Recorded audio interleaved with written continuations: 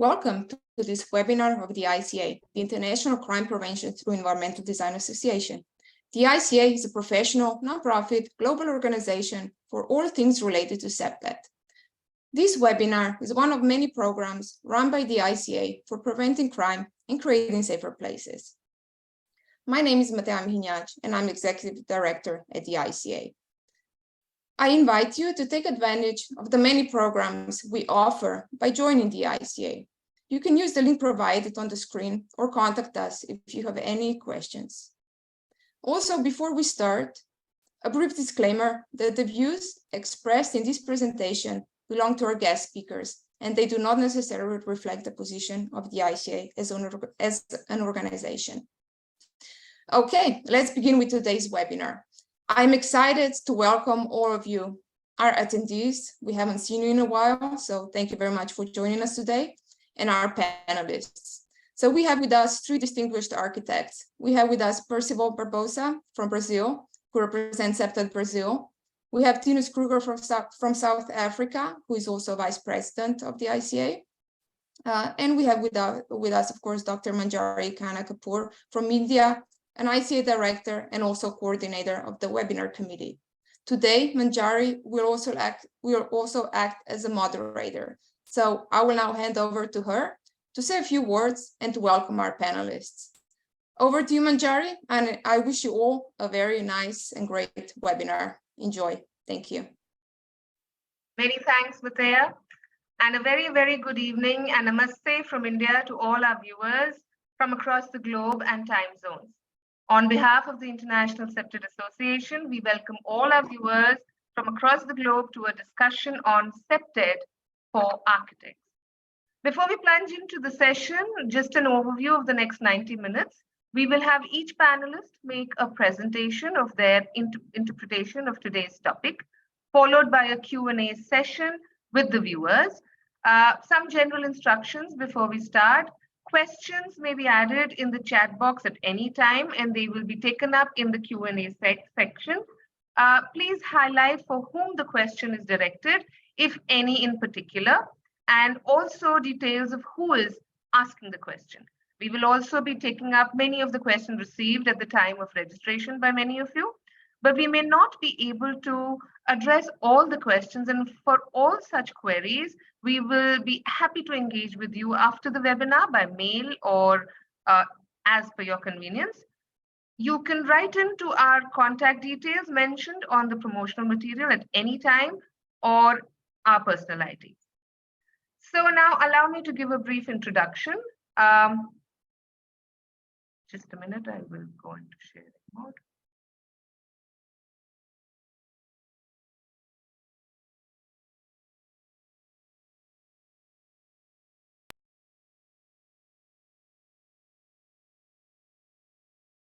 So just to also share with all our loyal viewers that this year the ICA conference will be hosted in Brazil, and 30th to 31st October 23 is where it's been selected in Sao Paulo in Brazil.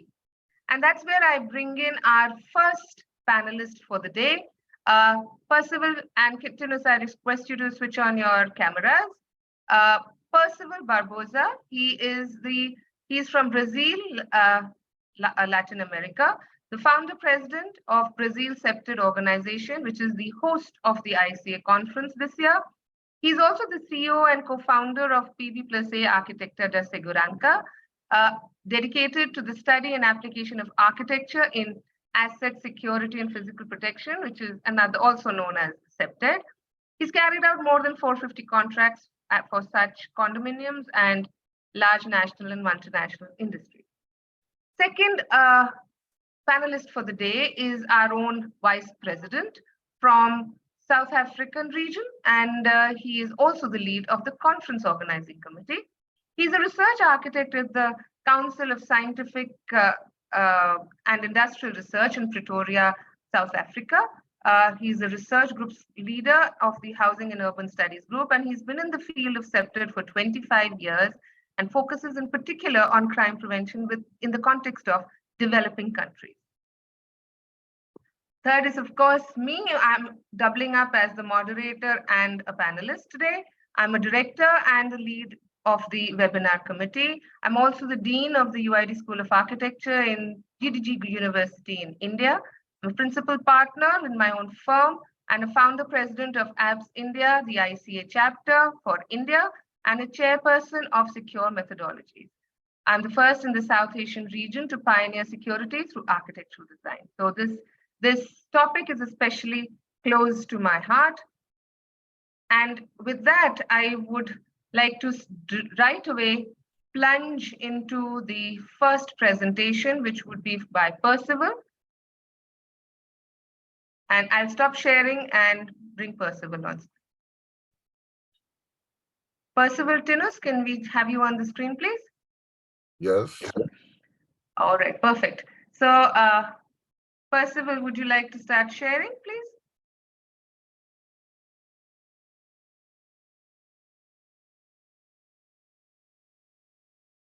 I have to open this, please.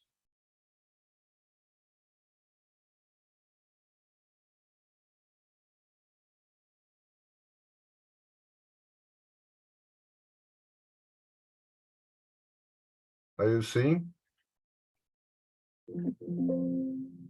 Not yet. Not yet? We can see your Zoom screen. You need to Okay. share the presentation. Zoom screen.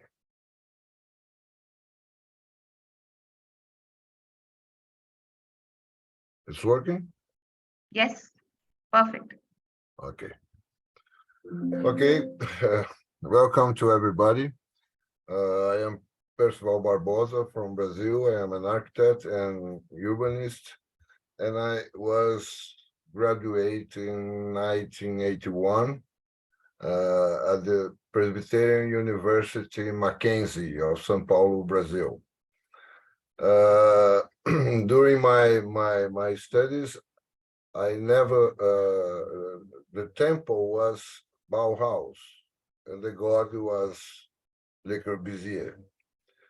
All my study are focused in modernism.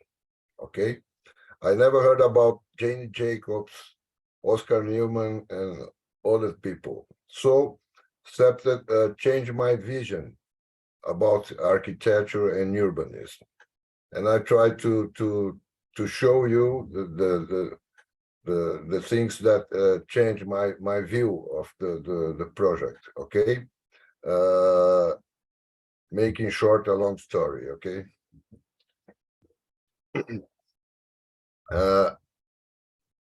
I also learned that architects design for beauty, but now I think the architects must design for beauty and security. Okay. The space.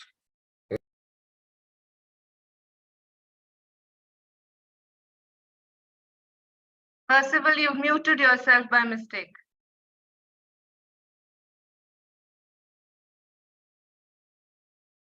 You need to unmute yourself, Percival.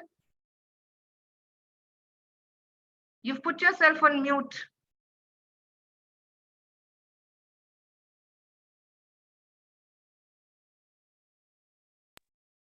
Okay. Yeah, thank you. Thank you. Okay. I'm trying to tell you a long story in a short time. Okay. I am an architect. I was graduated University Presbyterian University of Mackenzie, São Paulo, Brazil, in 1981. Okay. During my studies at the university, I never heard about CPTED. I never heard about architecture for security. At that time, the temple of the architecture was Bauhaus, and the god was Le Corbusier. So my studies are focused in modernism. CPTED changed my view about that. Okay, when I have contact with the work of Jane Jacobs and Oscar Newman and everybody. So I try to show you how CPTED changed my view as an architect, as an urbanist, okay, during that time. We learned that architects design for beauty. Now I think the architects and urbanists must design for beauty and security, okay? And this fundamental is very possible. The spaces in the city where the things happen, when the people live. Architecture and urbanists give you an overview of how things happen.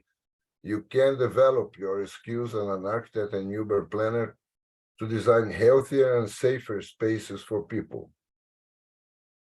I think this is architecture and urbanism is a very fundamental things for security. On this way, we have heard many words, as you see here, city, security, creativity, community, legality, poverty, sustainability, and we have to make the right connections about these issues, okay? Então, what I learned from CPTED in short shots.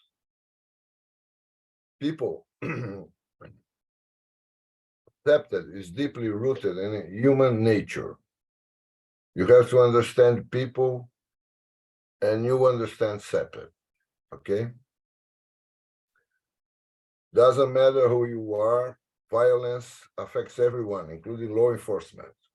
Security is the main factor that delays the civilized progress of developing countries like Brazil.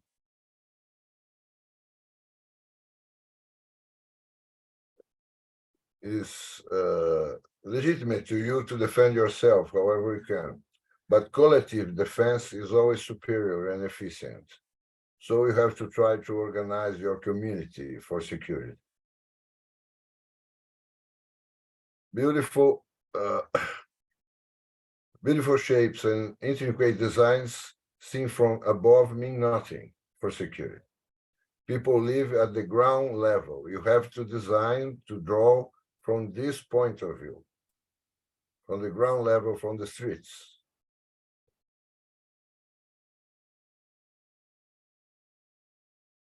The built space sends a message. When you see something, when you see a building, when you see a street, when you see an avenue, the people understand how to behave in the spaces. They have this feeling. However, CPTED is not an aesthetic judgment. The things doesn't work because they appear beauty or not beauty. You have to understand how the things work for the people, no matter where you are.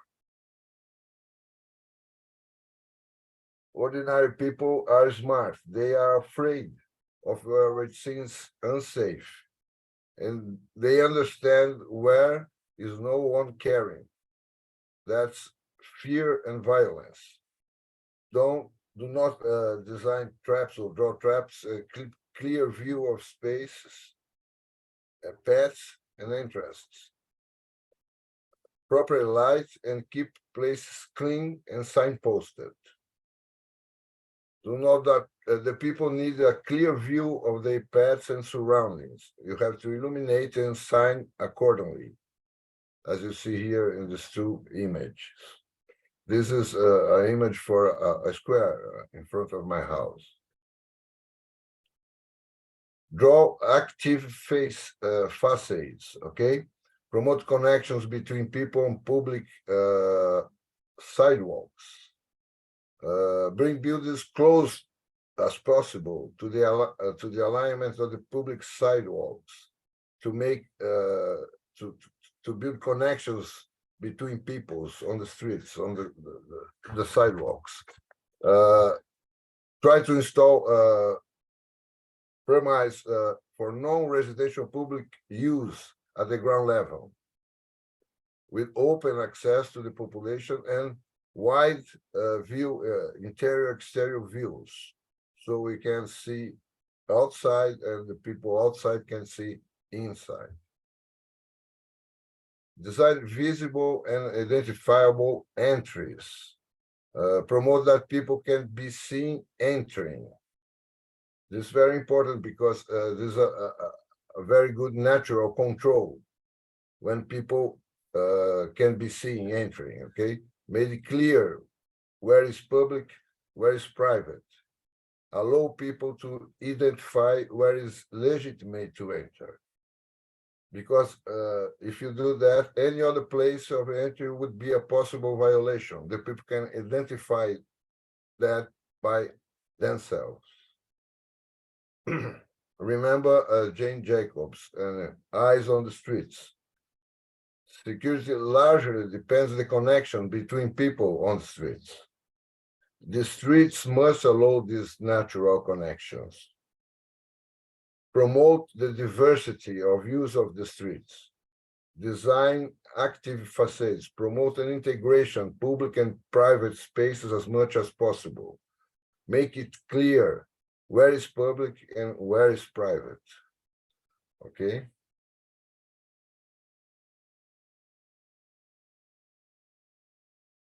Promote diversity of streets use. So you have to mix residential use, commercials, even industry, and the streets have to some characters that streets have to have as resilience, sustainability, security, human scale is very important, accessibility, connectivity, and variety of use, okay? Promote eyes on the streets, as Jane Jacobs said. You have visual indicators to evaluate the violence in society, okay? High walls and railings, when I see in this, as I see in these pictures, okay? The higher the walls, more violence you will find in this community, be sure. Here in Brazil, we have we are living a vicious circle of security. The more insecure you feel, the more security you demand. The greater are the research to meet that, public or private. The more isolated you want to be because you are fear of crime. How much more you isolated, you less security you have. This is not sustainable as individuals or as society, because more research always is a demand for security. Here is a testimony of a citizen here in São Paulo on the wall of his home. No matter the high wall, the systems, security systems, it doesn't work. So the citizen write this message at the wall, his wall. Dear Steve, this house, there is nothing left to steal. They already took everything. Congratulations of the deficiency. That's the thing. The security must be made by collective. You have to organize your community, and then you have more security. This is quoting an architect and urbanist, a Brazilian architect urbanist, Jaime Lerner, that also was former mayor of city of Curitiba and former governor of the state of Paraná in Brazil. Cities are not a problem. Cities are solutions. The city are the way we found to live together, to produce, to work, to make relationships. So I have to thank these people here for this speech. Arquiteta Doutora Macarena Raul Vargas, Doutora Manjari Khanna to invite me to do this, Jenny Jacobs, Yangel, Alan Bertou, and Jaime Lerner. As Manjari already said, the next ICA Global Conference this year will be in Brazil. And we invite you to participate, to visit Brazil, or to follow online this conference. Thank you for coming. And please follow us, CPTED Brazil, at the Instagram, at this address. Thank you for coming. Thank you very much.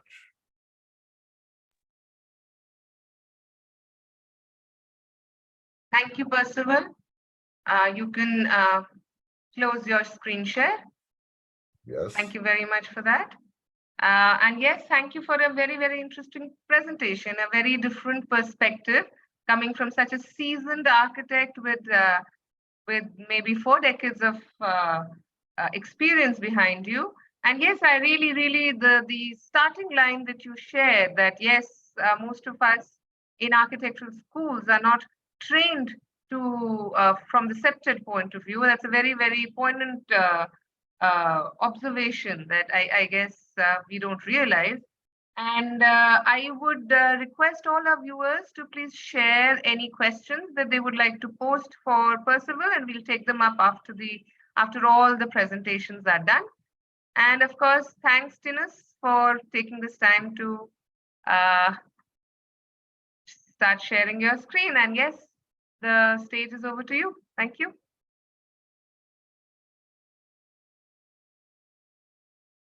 Please unmute yourself. Yes, I'm with you. Sorry. Good day, everyone. And just want to make sure, Manjari, you can see my screen and you can hear me. Yes, absolutely. Go ahead. All right.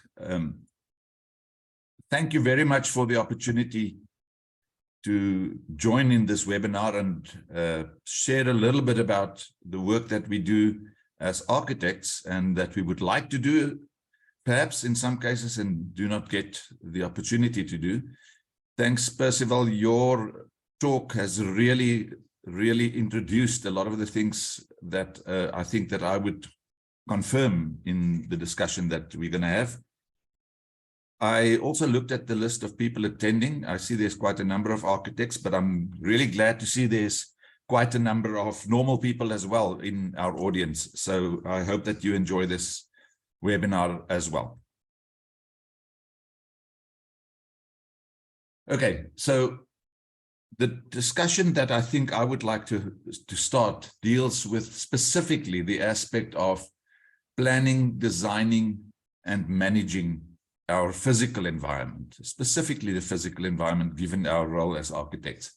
And I want to share with you just a few opportunities and challenges that I've experienced in the past 25 years that I've been involved with CPTED, and based on some of the South African experiences that we've had.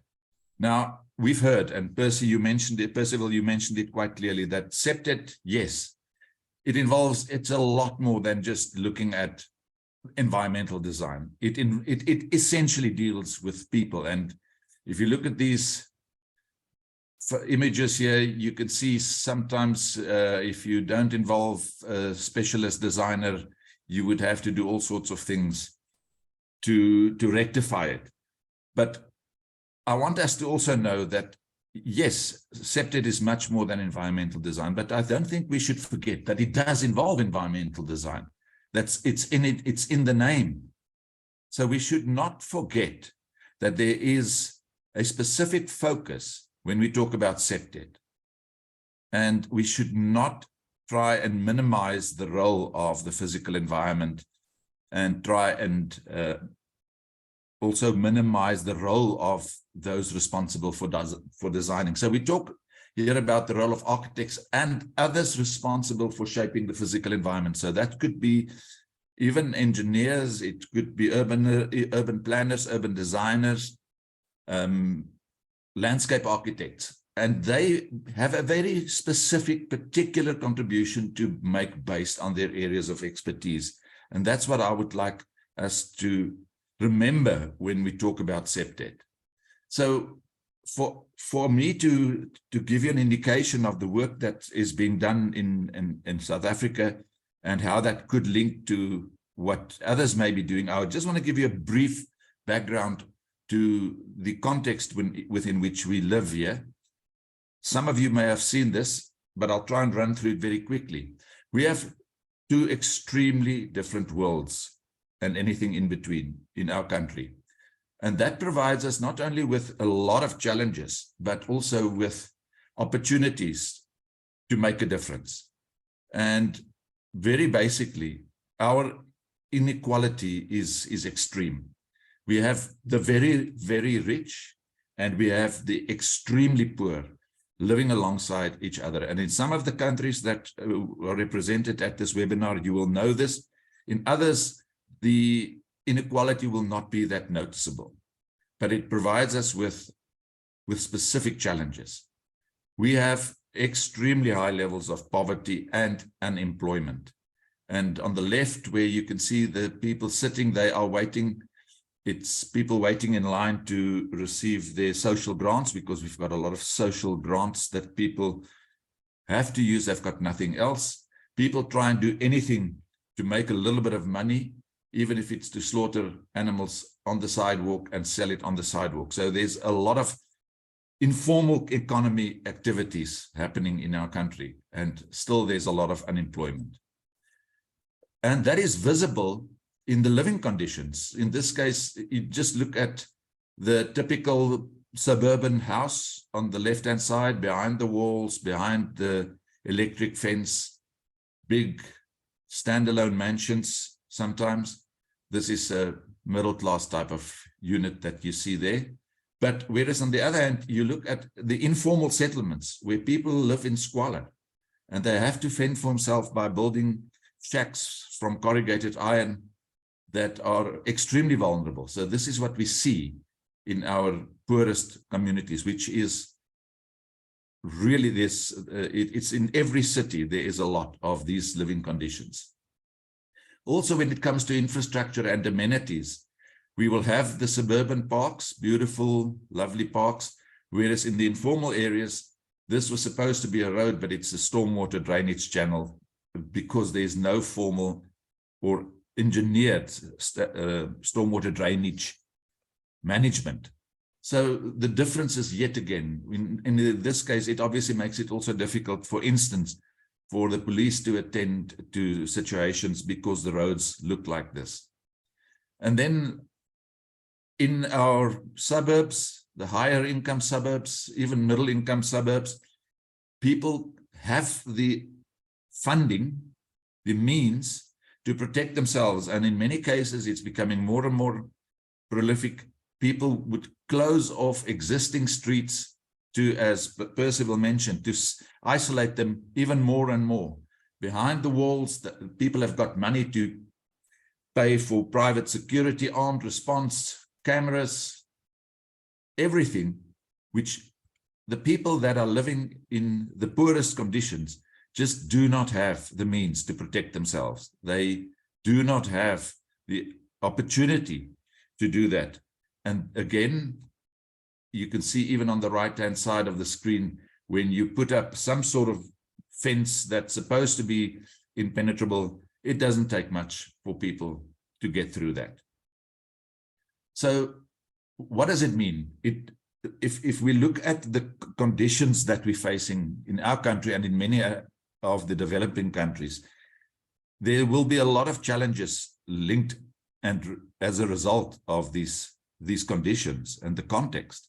But in my view, it also provides us as designers and those responsible for creating the physical environment, it allows us a lot of opportunities to improve the living conditions, enhance the livability, and improve the quality of life of many people by doing basic things that I think we should not forget is in many cases the pillars of CPTED.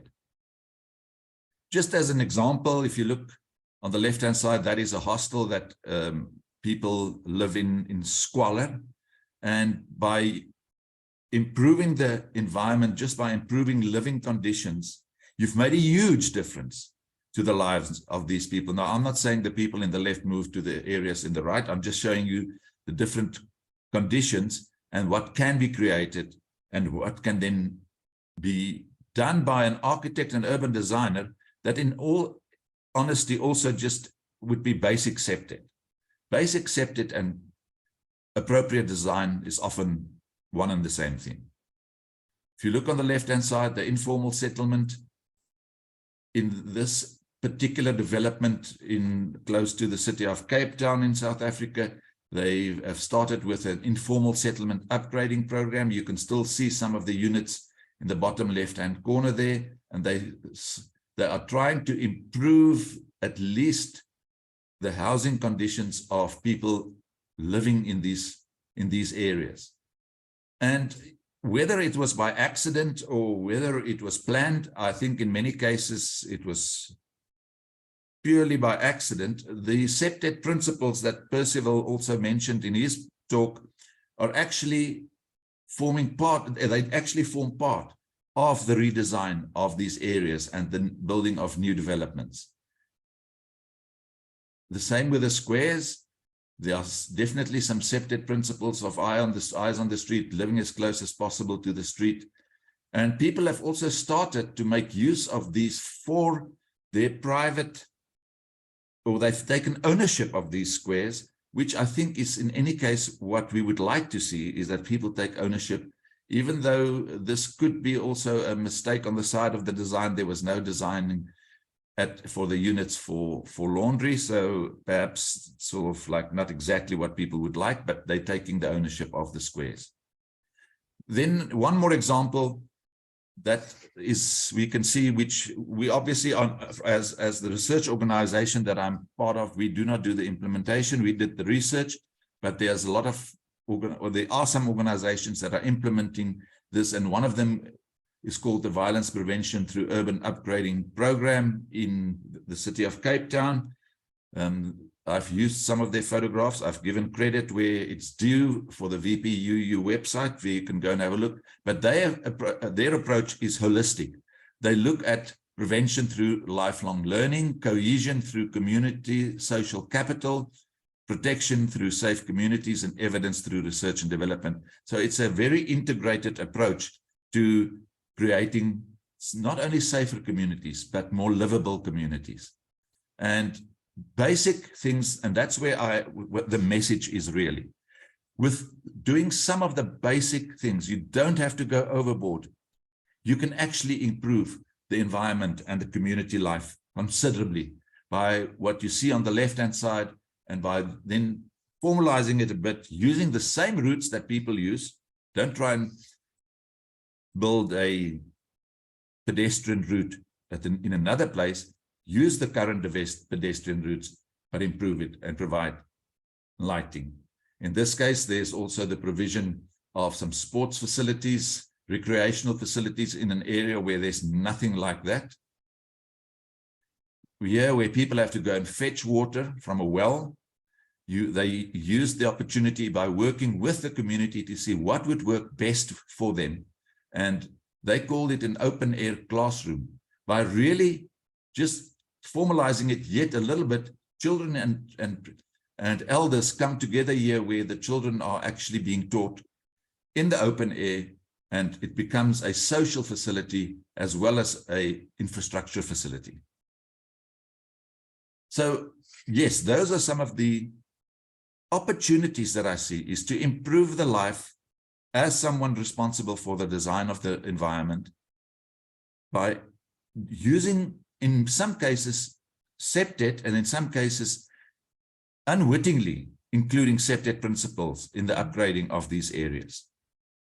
So I want to just very briefly then end off by talking about some of the challenges or the frustrations, let's call it that, of architects. And mostly these are related to external factors. And this demonstrates the following: an informal settlement that was built on the banks of a river, and if it's flooding, those houses are gone.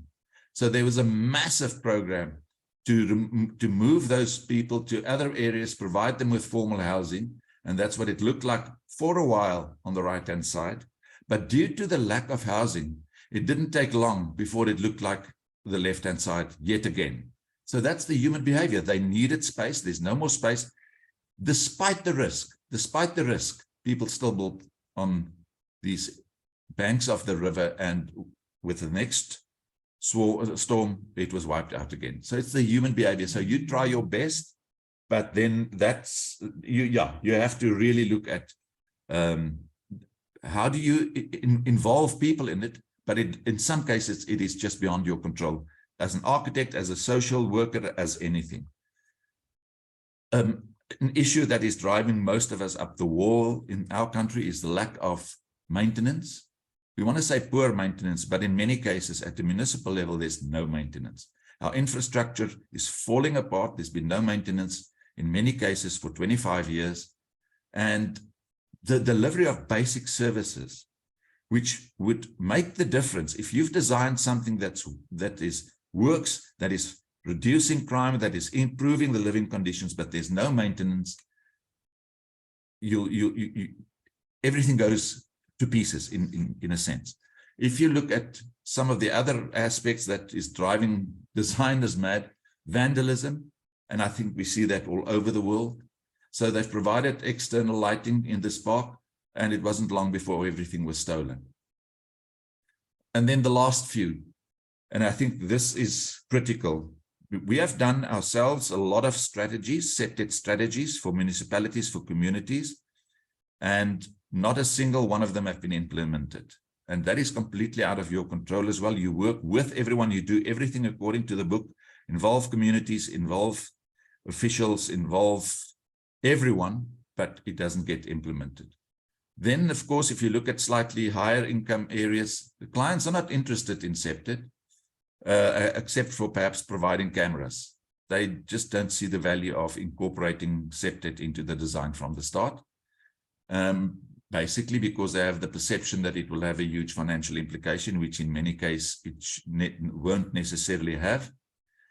And then I think key, because of the multidisciplinary nature of CPTED, the architect may not necessarily always be equipped to provide all those other support required and the other interventions required, and clients may not be willing to pay for any additional service, which leaves the client or the architect to do just what the client wants and nothing more, and therefore they are frustrated because they cannot actually make a difference with the work that they do. And from my side, that's it. Thank you very much. Thanks for listening. Hope you have a good discussion.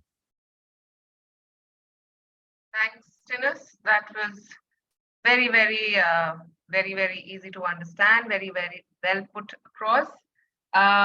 Loved your slide about the inequalities. Very true for, I can speak on about India for sure, and large parts of Asia. So, of course, also the parts about the human behavior bit kind of rang a bell. So we will take these discussions forward once I'm done with my presentation, and I'll again request the viewers to post their questions into the Q&A box, and we will try and accommodate as many as possible. So the last one is, of course, me, and just allow me to start sharing.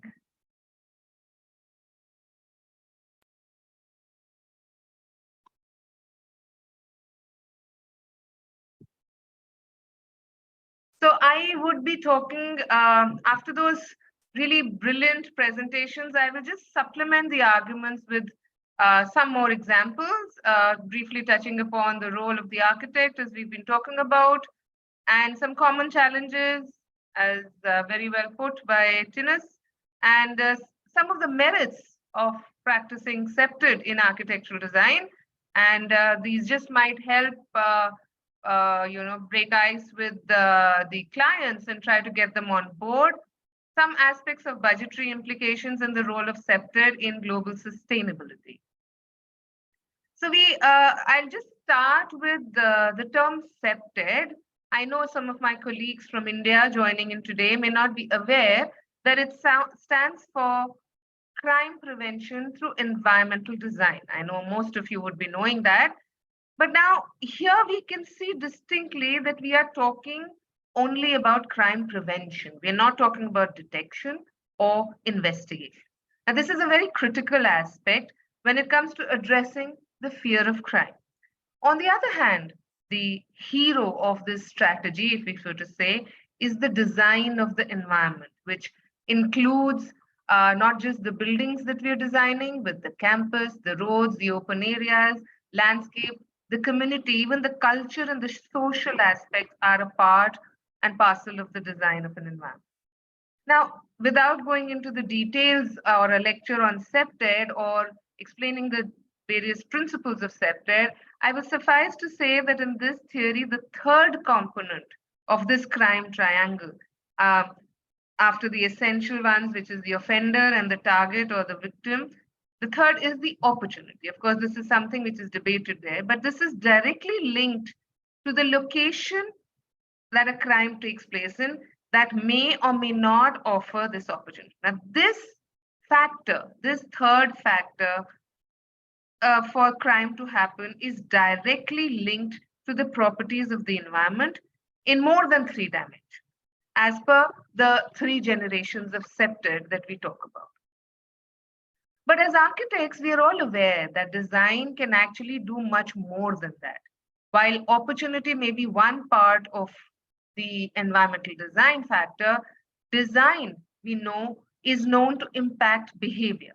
We are all aware that the way we design the buildings, lay out the spaces, or the ambience we create has much deeper influence on the psyche of people. So much so that it is even possible to design how we want the others, the users, to behave in an environment. So similarly, a space that may be, harboring a crime or more prone to crime can be analyzed to suggest interventions, and we can design the impact of these rationally and scientifically. This is all part of the CPTED methodology. For example, look at the 2 pictures on your screen. Now, I hope you can see that picture 1 is a lively public place with people and activity. Picture 2, on the other hand, is a dark, lonely alley. It doesn't take much for anybody to predict which of these is more prone to crime. And it is equally obvious here that these are directly the outcome of the architectural design of these 2 spaces. Take another example of this multi-storied housing. The way it's laid out in a manner that it creates this sense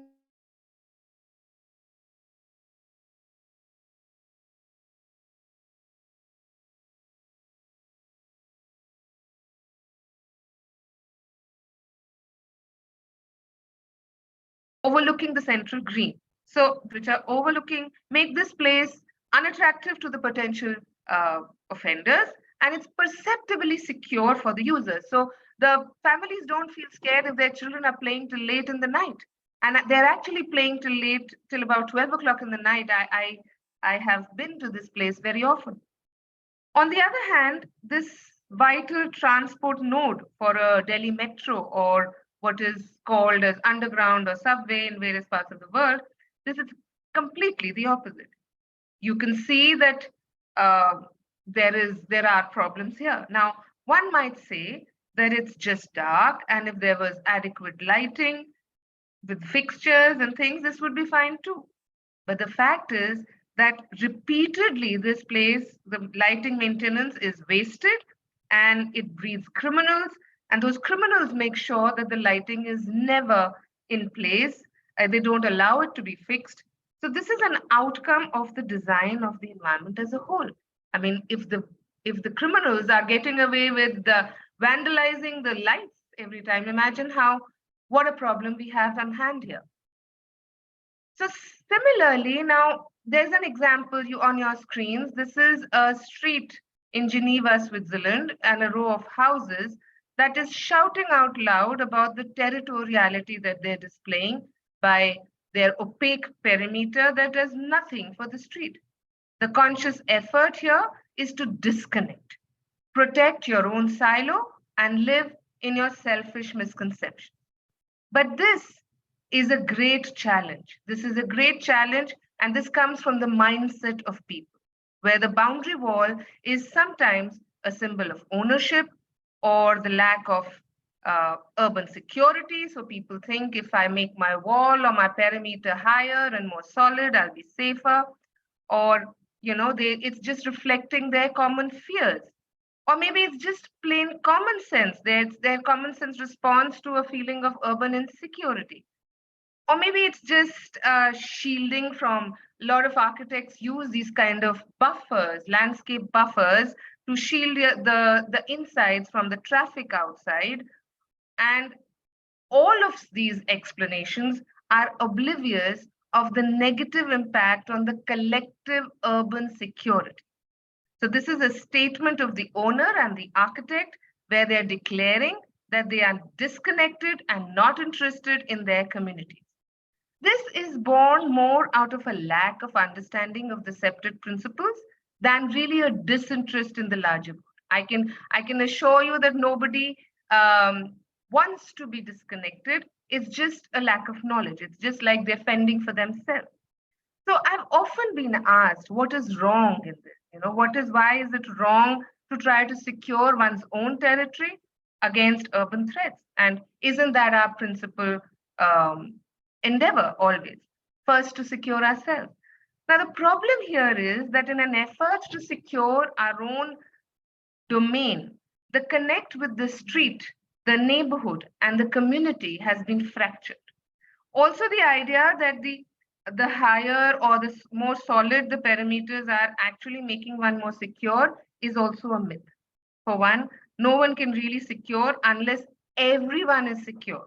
Security is a community function.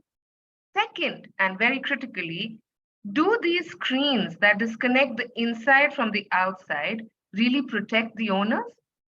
Or do they actually protect that of potential offender who has to just scale these ones and then have the liberty to do as they please once they're inside without the fear of being seen, heard, detected, or apprehended? Let's compare this to this house. Now, this is also having its own perimeter and its own access control, but it's so connected, so interactive, and so unattractive to a potential offender, so full of risks and so vulnerable. Another example is this housing in Annecy, France.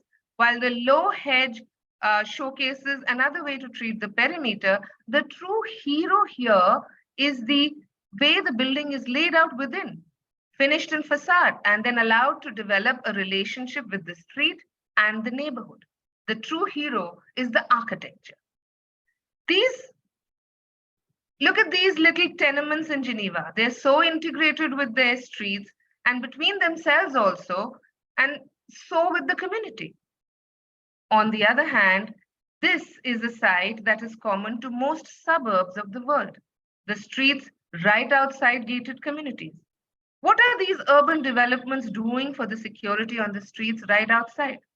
They are known to be exclusive, discriminatory, and socially unsustainable. Today, in the times of the UN Sustainable Development Goals, CPTED principles and approaches tick as many as 8 of the 17 boxes, from well-being, gender equality, economic growth, innovative infrastructure, equalities, sustainable communities, to peace and justice. CPTED encompasses multiple disciplines through design and architecture. So a word of advice, or should I say a secret that can help you convince that particular client about the merits of CPTED. CPTED saves money. Just like anything else that is considered and integrated in design, when we embed CPTED theories in our designs, in our architectural designs, it is known to save us 15 to 18% of project costs. Yes, that's huge. And I know a lot of you might be thinking, how? Because if you have designed for natural, just to give you an example, if you've designed for natural surveillance, you may not need such extensive monitoring centers like the ones you see on your screen. So one saves on capital costs and much more in terms of the running costs over the life of a built environment. You save in the manning of these, the equipment, its upkeep, and its running costs. Additionally, the integrated natural surveillance is permanent, dependable, and it cannot be hacked or corrupted. But what is priceless is the perceptible security, the lack of fear of crime in CPTED compliant environments, like this one that we saw at the very beginning. So when we talk of comprehensive sustainability that includes socioeconomics in addition to the environmental concerns, CPTED is all the more relevant. And I'll share this video showcasing a project by students of architecture using the principles of CPTED in Delhi.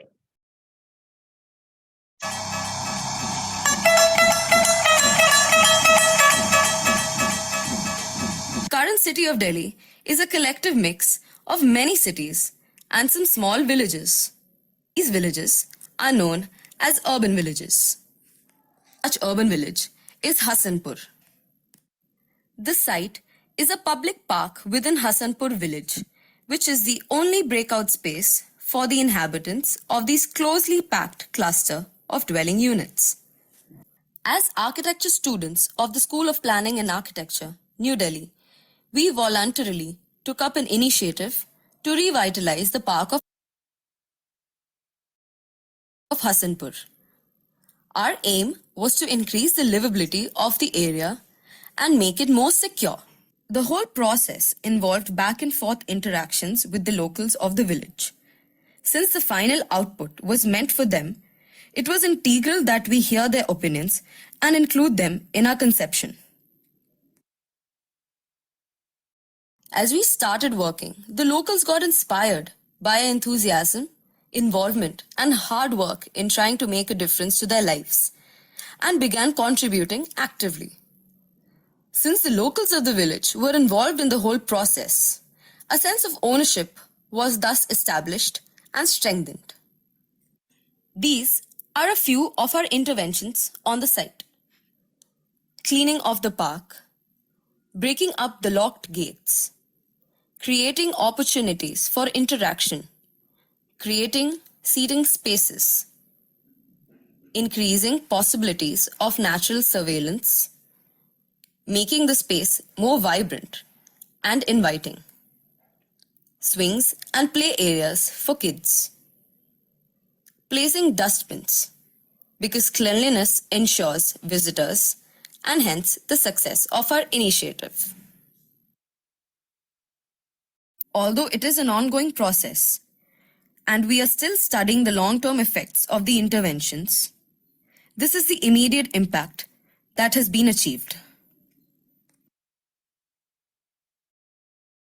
बच्चे तो नहीं खेलते थे, बस यहाँ कूड़ा करकट और लोग बहुत ज्यादा दारू पीना, जुआ खेलना वगैरह वगैरह इन सब चीजों में लोगों का ज्यादा ध्यान था। बट इस चीज को हमने यहाँ पर चेंज किया बहुत अच्छी तरह से। सपोर्ट आप लोग का है कि आप लोगों ने बहुत अच्छा किया, बहुत बेटर। और इसमें सबसे ज्यादा सपोर्ट आप लोग का है कि आप लोगों ने बहुत अच्छा किया।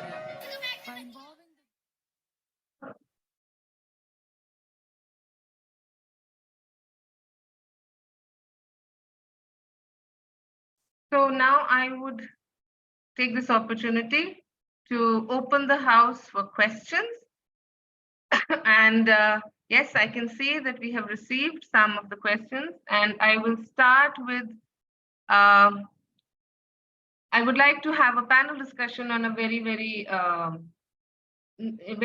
poignant question raised by one of our registrants, and I'll just request our panelists, Percival also to switch on his screen. So first I'll go to Tinus first.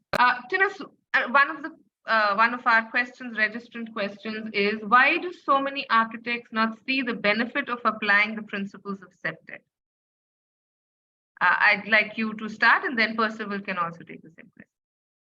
So the question is, why do so many architects not see the value of CPTED? Yeah. I wish I knew the answer, because then it would make my life a lot easier. But I think it's in the area that I live, we have absolutely no training at university or even at any of the other levels regarding crime prevention at all.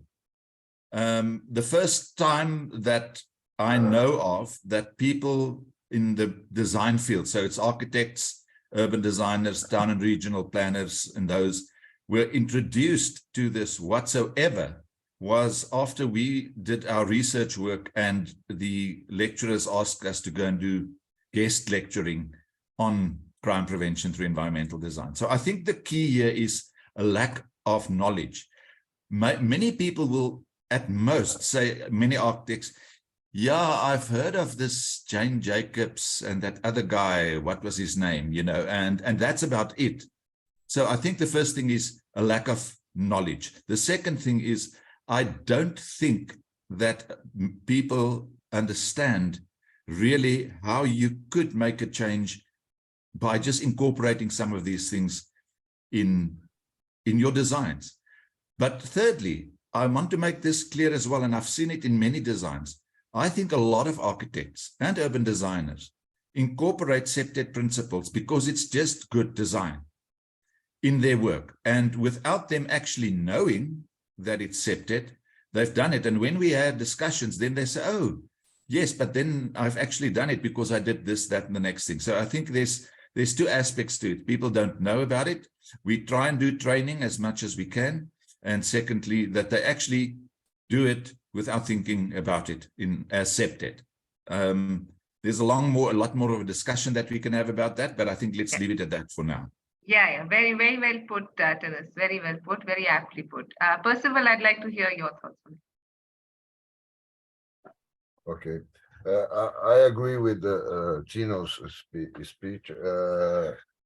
We are at the university. We don't heard about CPTED. We don't heard about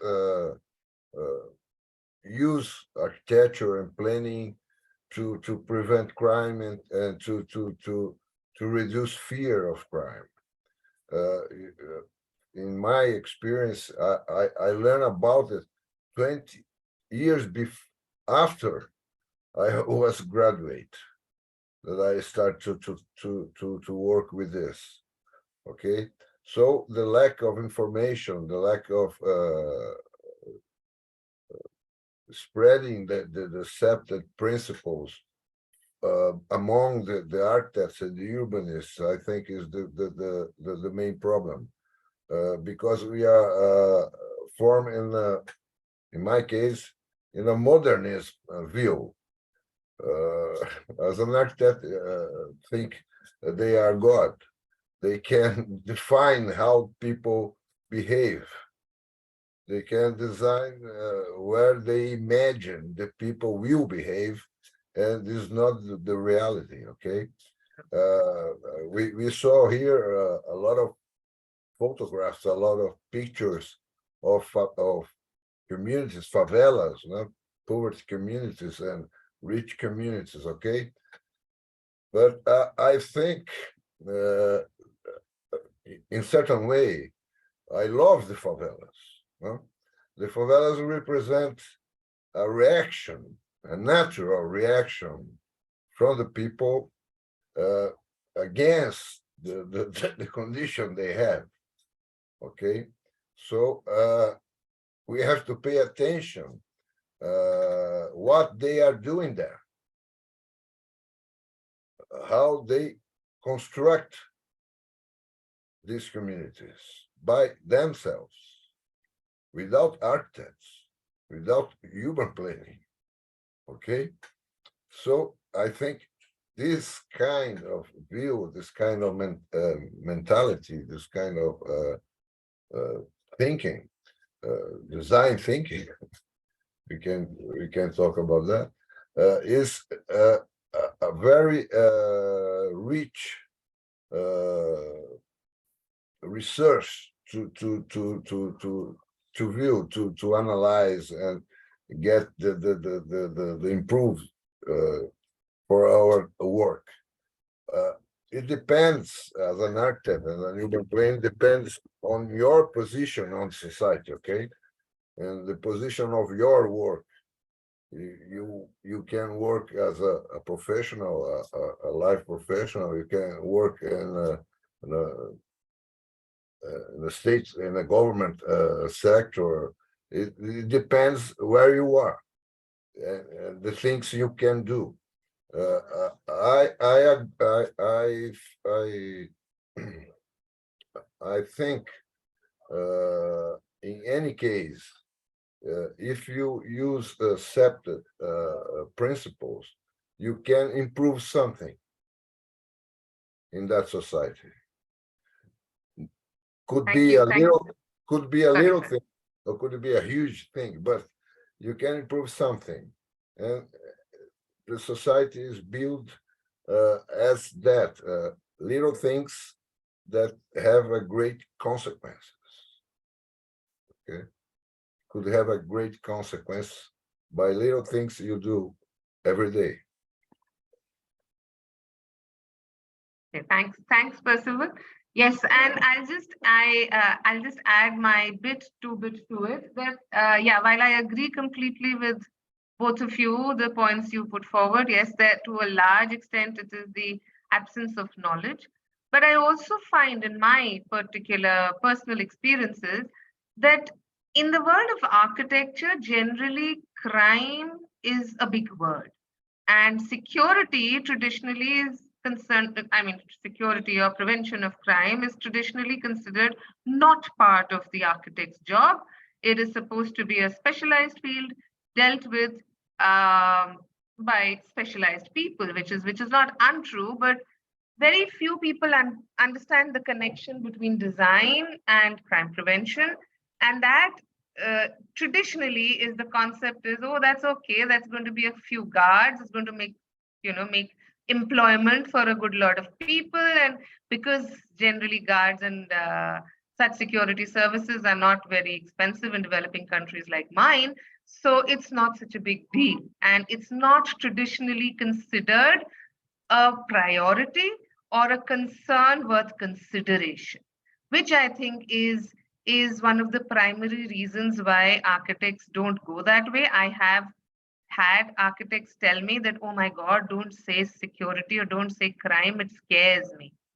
So, so it's very low on priority and usually taken care of by another set of discipline, not to be bothered and not to be considered in the measly fees that the architect is getting. It's not enough for them to start working in taking up the security consultant employment. So that is one of the things, just to add to the discussion. While of course I agree that mostly it is stemming from an absence of knowledge, definitely. Okay, so I hope that the viewer who had asked this question is suitably received their answers and response. So another question, Dennis, I'll start with you again. How important do you feel people's perception of an environment is in terms of perception of safety, perception of social presence, in terms of the design success? Yes, I think you're touching now, or the question touches on one of the key aspects, and I think the key benefits of CPTED. I think in many cases, the environment and the way that you perceive the environment is even more important than what actually happens there. And we see that often when we go to areas where you could easily see that people would feel unsafe. And then we do workshops with them and we ask them, what makes you feel unsafe? Why is it? And then you would find interesting reactions. And the other interesting factor about that, it's people don't all find the same environment to be, or perceived it to be unsafe. There are so many differences in the perceptions of people, but I think if you look at some of the principles of the way that we apply CPTED, you can already make a huge difference in the way that people would use a space by using CPTED principles, by upgrading it, by maintaining it, at least maintaining it. So to me, that is one of the key areas where you can make a difference with CPTED, and that is in perceptions. Again, like I said, some people that we would think would not be, would feel unsafe in a specific area because I feel unsafe as a male. Others would not feel safe. So you must really also understand the people that you're designing for. Don't design only for the way that you feel. You must understand the community that you're dealing with. So yes, there to me, it is one of the key areas that CPTED can make a difference in the way that people perceive not only their environments, but the quality of their lives in the areas where they live. I hope that helps. Yes, Dennis. Very well put. Okay, so my next question is to you, Percival. How can residents promote and provide education or awareness to their friends and neighbors of things they can do to decrease crime in their region, in their neighborhood, sorry? I think there is a problem of community and individuality. Okay, everybody wants to keep their individuality. Okay, but in a certain point, you have to make relations on your neighborhood. You have to build connections with people. And in a way that, in certain manner, the people can take care of each other and the neighbor. Okay, the people know each other. The people establish relationships in the neighborhood. You have to promote that. You have to promote diversity on the community. There in the cities, we can isolate the communities. We can't do that. We have to promote the connections. We have to promote the relationships between people in the place. I think this is the main thing. If you isolate your community by walls, by railings, or everything, you will not construct the security, the community security. The community security is built by relationships between people. Well put, Percival, very well put. So there's another question which says, sorry, I'll have to read it out. State any good studies and on-ground implementation of CPTED strategies in the Indian context. So I guess I'll take this question very obviously. So yes, we have done some, I think the video we shared is one of the examples of on-ground implementation of CPTED. But some good studies, we've done a lot of research, many papers have been submitted, have been published too in ICA conferences and otherwise, and you can contact me for more details. We've been doing that at the Association for Building Security now for the last 5 years, and we have a lot of should I say, literature that can help you. And of course, there are, as we talk, many research projects already going on underway. So we can, and you can look up our Apps India website, which has a lot of the literature posted. It's www.buildingsecurityindia.com. So I guess that should help you. So now I'll take some of the live questions that we have we've received today. And the first one I'll take to you, Percival. And it's from our very good friend, Carlos. I think we all know Carlos Gutierrez. So the question is, how do you as architects see the application of CPTED second and third generation, especially the third generation, considering issues like mental health. Would you like to take that, Simon? He asked how I do that. How do you as architects see the application of CPTED second and third gen, especially the third generation, considering issues like mental health? Okay, as an architect, we have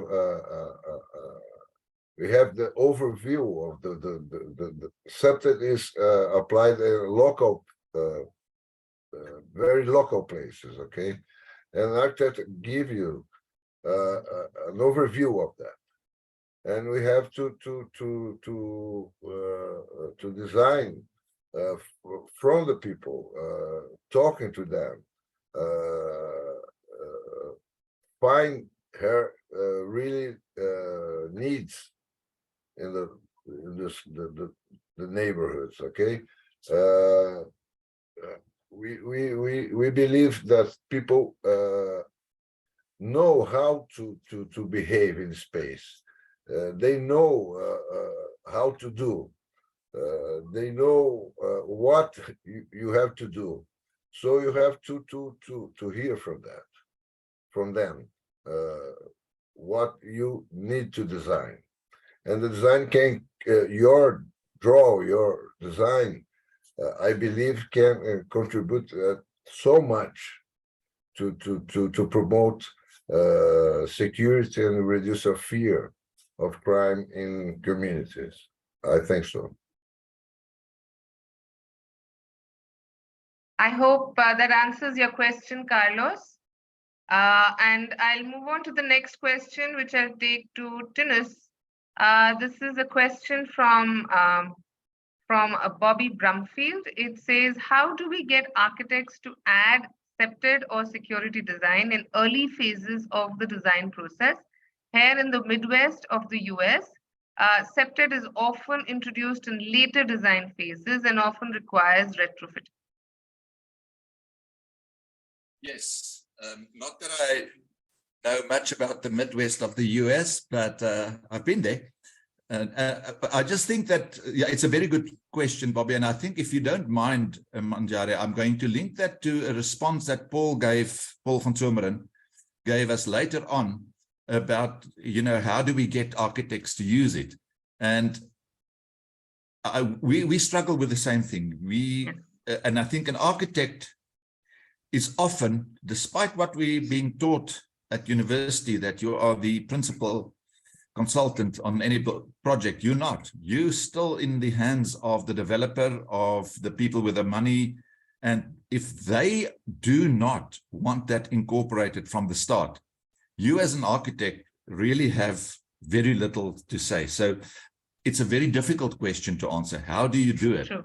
But there is perhaps a link in what Paul asked about. Should you not then involve the decision makers, those in policy positions, to almost force you to incorporate it in the early phases of a development, where you can show. Now, we know that in the Netherlands, where Paul lives, that they've got specific programs there to help you to do that, incorporate it from the start, and you get certified, so to speak, that you've incorporated these. So that could be something. I know for a fact that in South Africa, that's probably not going to work, because we can barely get our plans approved in 3 years' time, with the absolute lack of service delivery. So we do not want to add another layer to it by someone who's never been trained in CPTED.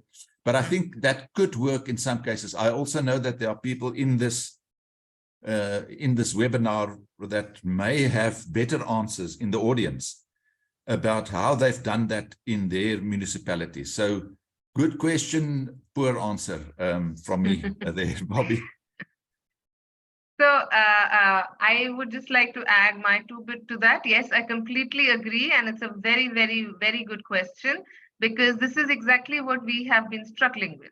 And I know for myself, I've been struggling with this question, because that is the main thing. I mean, how do you get, we've been advocating, we've been talking, we've been, having all kinds of webinars and conferences all over the world. to convince people to embed these concepts at an early stage, because yes, as you very rightly said, later on retrofits and things don't work as well. And yes, my discovery so far is that probably we as architects are the most difficult group to convince and to kind of break into. So, which is why we left with the option as given by Paul to go the bylaw or the regulatory way, which is of course not the best way to go. I mean, it's not. We are architects finally, so we don't want to do that. But in my lobbying with a lot of architects in India, the kind of response I've got is, oh, we've got plenty to worry about. Please don't add another one. We've already got draconian regulations and laws and all kinds of restrictions, and we don't want one more added. So till that time comes when people maybe start demanding it, or architects feel the drive to kind of make their places more CPTED compliant, I guess our struggle at advocacy continues. So I guess that's what I can add to this very difficult question. Yes, I completely agree. All right. So the next question so I guess we've kind of covered what Paul's question also along with this. So another question for you, Percival, is Lucia Benkovic-Kova wants to know how you deal with homeless people in your countries. It depends on the city. Many cities, each city has his political way to work of that. But here in São Paulo and also Santos, the city near here, they are using the concept of the housing first. Okay, and that means provide housing for these people first, before all the measures you can do to help this problem. I think I can talk about the experience we have here in São Paulo. They are trying to use this concept, housing first, to deal with homeless people. Okay, thank you, Percival. So the next question I'll take to Tinus is, okay, I'll read it out exactly as it's written. Hello to the participants and panelists. Hello, Dinesh Elangovan, criminologist from Chennai, India. My question is to Tinus and Dr. Manjari. Apart from CCTV, where can we find the technology of the recent days playing an important role? Where does CPTED and recent technologies merge for a safer community? Yeah, it's a difficult question for me to answer, because I am in two minds about the use of technology for anything, especially when people start talking about smart cities and they think that technology is going to be the solution to everything. So my response to you is, yes, you have many technologies. You have CCTV technologies, as you've mentioned, but then you also have number plate recognition, you have facial recognition cameras, you have all sorts of control, access control, biometrics, and all these wonderful artificial intelligence technologies that we see coming to the fore every day. My first question when someone wants to install any technology to assist with, for instance, surveillance, would be, what's happening with that? Is someone watching it? Is someone responding to it directly? Because just like CPTED, if you have eyes on the street, but no one of the people on the street are willing to intervene when something is happening, then the eyes mean nothing. So if you do not have people, security people or the police or whatever the case is, to go and do something when you see something happening and you're monitoring it, then in many cases, it's many it's a lot of money that is perhaps being wasted on the technology if you don't do something with it at the time. So I think I'm not the expert on the various different technologies. All I know is that if you combine technology and CCTV, it's for or other technologies, the basics that you need to do as a designer or as someone who's implementing it is make sure that where the cameras are positioned, for instance, that they're not trees in the way, they're not canopies over buildings in the way, because we've seen that often when we did analysis of of such interventions, that the cameras actually are not positioned where they should be. So I'm not in a position to answer you with a list of different technologies, but I think in principle, that's what I think, how you should use technology is important to me. You want to say something, Percival? Yes. Please go ahead. We can't deny that technology is growing up and taking all the aspects of our lives. But we think about that's I think about power, okay, and I judge technology about how they improve the connections between people. Who is in the control? The people are in the control, or somebody you don't know where are in control of that. And I use technology when technology improves the relation between people. Okay, I think that's the view, my view, Absolutely. about technology. And that's what I would like to add, since the question was also addressed to me, that yes, we do. I don't say in my presentation, I said that natural surveillance is far better than CCTV cameras. Why? Because CCTV cameras can't really prevent crime. They can be a deterrent, yes, but they cannot act if required. By the same logic, yes, we can provide thousands and hundreds of windows as they were looking in the image that I shared. But if we don't have people motivated enough or belonging enough or feeling involved enough to take immediate action, then those windows are wasted. Yes, they also are relegated to the level of just being a deterrent that, oh, yes, maybe 1 out of the 1,000 might actually come and apprehend me or catch me or stop me or get me behind bars. But so, yes, our initial first line of design should definitely be to enhance eyes on streets, to get as much natural surveillance, since we're talking about that here. But there are some places always where we do need supplementation with CCTV cameras. So I have nothing against, or none of us CPTED scientists have anything against CCTV cameras, but just relying on only CCTV cameras, and if you are designing and you say, oh, what happened to surveillance here, and you say, oh, I'll put in cameras. So that is not CPTED approach. CPTED approach would be that even if you have to have CCTV cameras by design, maybe you can reduce 20 to 1. Maybe 1 can actually do the job of where your design could have actually had the requirement for 20. And instead of that, you enhance natural surveillance and keep equal opportunity or maybe more opportunity for natural surveillance, only supplemented by technological options, not predominated by technological options. That's the CPTED theory, right? So that's our little bit from here.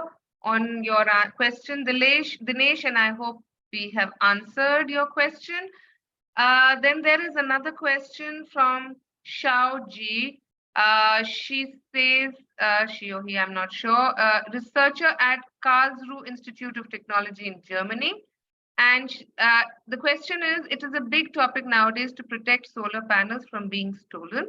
Do you have any suggestions regarding this on the design of public solar facilities? I'll open it to the panelists and any of you who would like to answer that. Go ahead. Percival, you can unmute yourself. While we're waiting, I can just mention that that's the kind of question that I would have asked of a panel like this, because in South Africa, we are struggling at the moment with rolling blackouts, and people have to provide, if they can afford it. And I've had to do it. So I'm waiting for an answer to tell me how can I protect this from being stolen, because it's not an easy answer. So if you know the answer, let me know, please. Percival, do you have an answer? Could you I can't read the question. You can repeat, please. On the how to design solar solar panel facilities so that they cannot be, I mean, to avoid robberies and stealing of solar panels. Well, I think you can use the CPTED principles to design. Okay, you have to promote visibility. You have to promote the maintenance. You have to promote a lot of things. You have to promote diversity of use of the space. You have to use the CPTED principles from the beginning. The first generation, the second, the third generation, combine it. Depends on the local. Okay. To achieve that. So I think that's a good enough answer. Thank you. Thanks, Percival. And there's another question from Naomi Rajvanshi. It says, hello, sir. Are there any books or research papers you would recommend architecture students to study to be able to grasp the concept of CPTED early on? I guess I'll just take that question. Yes, Naomi, there are plenty of books. From Jane Jacobs to CPTED by C.R. Jeffrey and Tim Crow and Defensible Space, and some of them written by our very own ICA directors like Randy Atlas and such. So you can run a search and you will find plenty of them available in the libraries and available on even things like Amazon. So I guess that answers your question. And then there is a question, I guess we don't really, we can just quickly squeeze this question in maybe, even though it's not come in our Q&A section. I'm still looking for a question from Patrick, who has, So he says, Patrick says, hello all, and thank you for a wonderful presentation. I work in law enforcement, and my 25 years of experience in CPTED has shown me that until architects are incentivized to embrace CPTED with the cooperation and funding of the private developers in our communities, CPTED's role will continue to be relegated to a secondary role, unfortunately. In my role as a CPTED practitioner, I have been able to create and enact legislation to mandate CPTED into every project, both new and retrofit. I think legislation is the primary method to expand the role of CPTED. Comments, please. Thank you, Patrick Noble. Tiras? Yes, I have started to respond to him in writing, but then I realized it's going to take me the rest of the day to say everything I want to say about that, because I fully agree, Patrick, with your views, like I said in the chat. The issue for me really is, it depends really on the context within which you work. If you work in a well-functioning area where people actually do what is legislated, and you know that it will make a difference, I think you start at the right place. However, we must always be careful. Not all architects understand CPTED, and if you legislate it and you get the wrong architect and they implement it in a way that is not the way it is, number one, you're going to have problems. Number two, if you have people who will evaluate, because if it's legislated, someone will have to check those designs and say, yes, that's exactly what we want.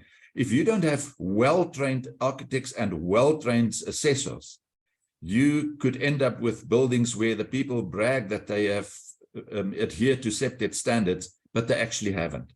So I think it is a way that you can do it, but you have to have these complementing other factors, training and really understanding, getting people to understand what CPTED is, to really enforce it and not just tick a box. So there's not an easy solution to it. I think you have it can have it at municipal level, you can have it at a provincial or a state level, or whatever the case is. But you really need to understand your context before you try and go for something that is legislated. I hope that helps a little bit, and I'm glad that you say that you have actually been able to do it. I hope it works in the area where you've done it. Yes, and yeah, please go ahead, Percival. In fact, I will call for you to now just give your last comments and we close the webinar. So.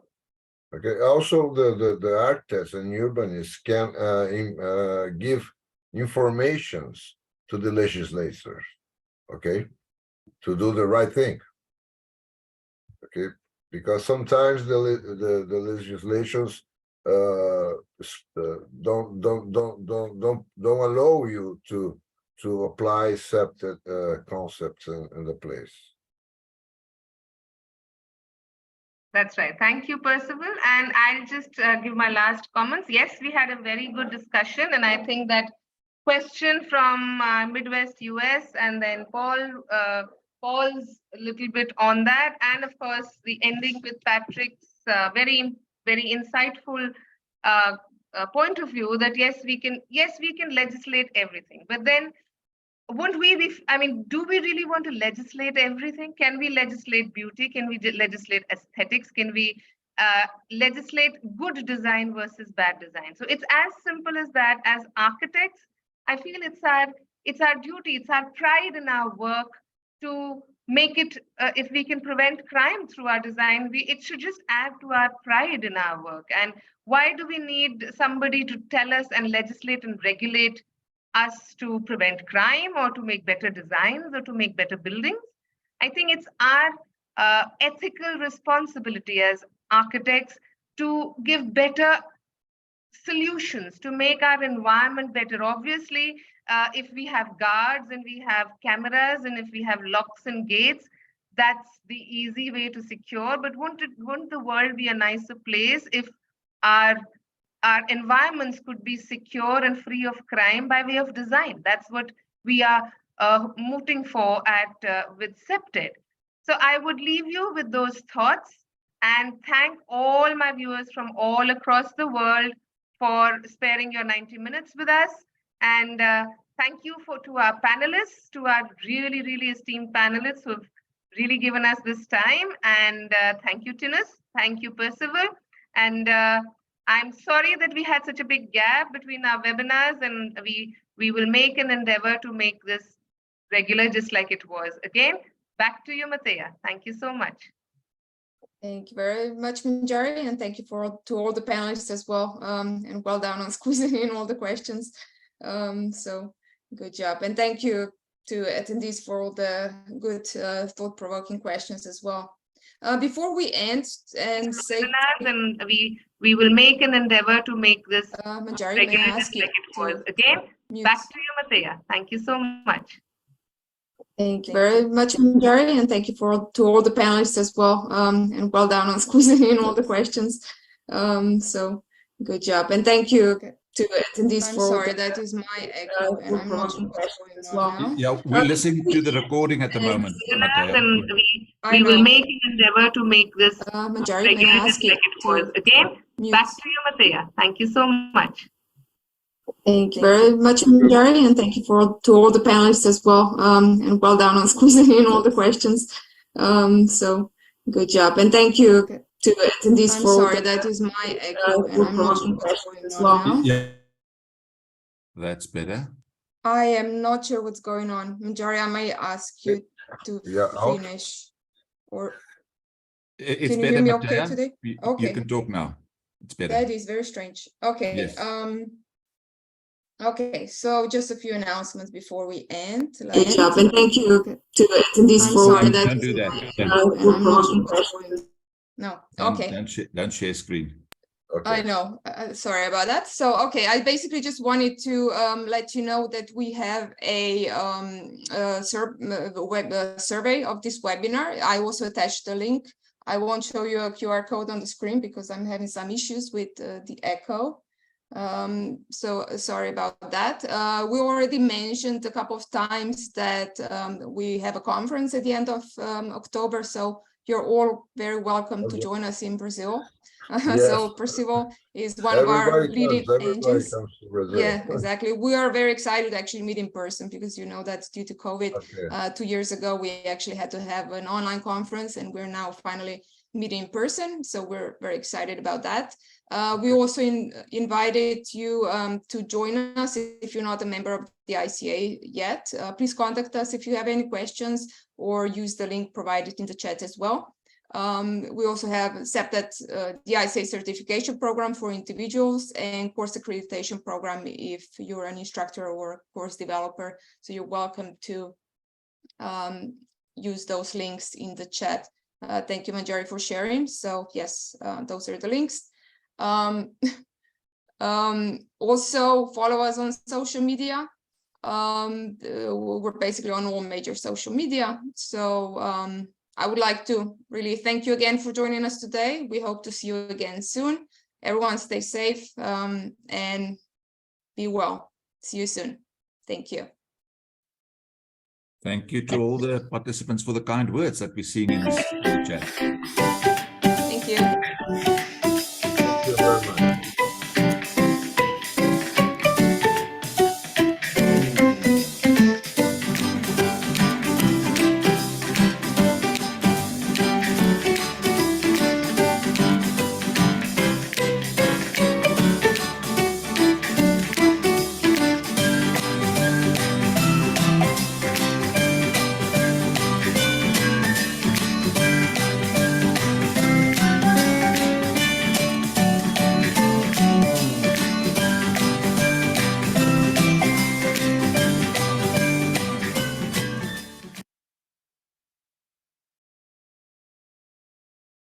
Thank you.